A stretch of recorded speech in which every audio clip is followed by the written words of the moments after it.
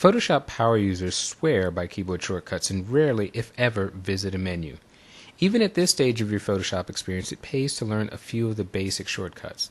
So let's go up to the File menu, and these are going to be system-wide shortcuts that are going to work in any program you're using.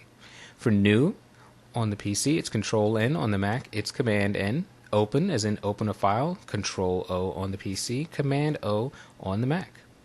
Close, very important. Instead of clicking on that little small tiny X, we can do Control-W on the PC and Command-W on the Mac. And let's not forget Save, which we should be doing often, Control-S on the PC, Command-S on the Mac. In the Edit menu, we have the all-important Undo, which we will make use of throughout this training, Control-Z on the PC, Command-Z on the Mac. So let's put our newfound mastery of these basic keyboard shortcuts to use. We're going to open up a file. Now, we're not going to go to the File menu. We are going to hit on the keyboard, Control-O on the PC, Command-O on the Mac. That brings up our Open dialog. We're looking in Chapter 2 in our Project Files folder, and we have the File Guides. We're simply going to click on it to highlight it.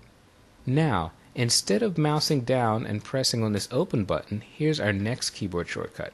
Anytime you have a button on Mac or Windows that's highlighted and it's active, waiting for you to invoke it, you can do that by pressing either the Return key or the Enter key on your keyboard. So I'm going to press Return, and that automatically invokes the Open button. Now we have a missing profile dialog box. If you followed me carefully in Lesson 2 when we set our color settings, you should be seeing this warning box that says the document guides.tif does not have an embedded RGB profile. What would you like to do? Well, in this case, we're going to assign Adobe RGB.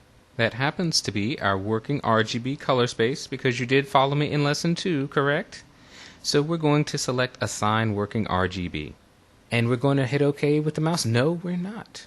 We are going to notice that the OK button is highlighted. It's active, waiting for us to commit with either the Return or the Enter key. So I'm going to press the Enter key. That invokes OK, and up comes our file.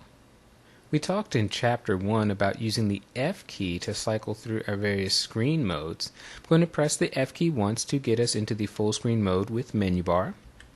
Now, our next little look at handy shortcuts is going to focus on the hand tool.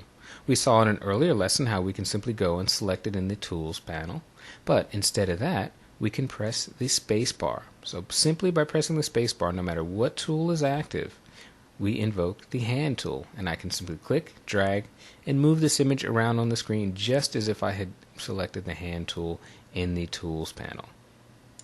When we talk about increasing or decreasing the magnification or the view of this, we noted that the Zoom tool does that, and I also gave you earlier a shortcut which I will reiterate here.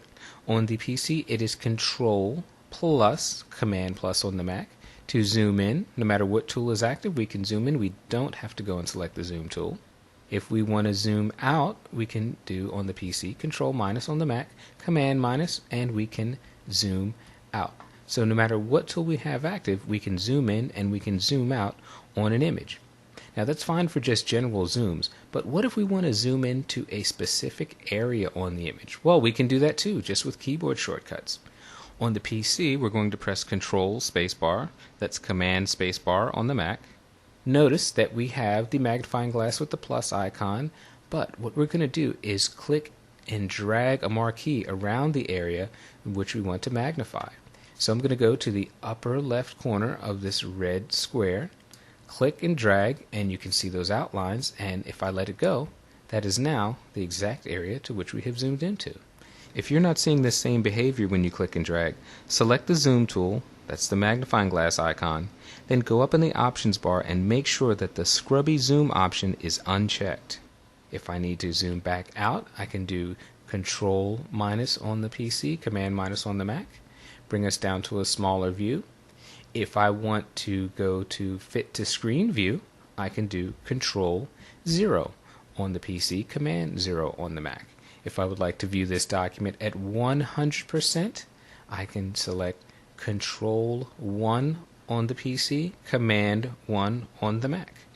And there we go, we're at 100%. So I know this is a lot to throw at you in one chunk, but get used to these things over time and you will save many, many hours as you work in Photoshop.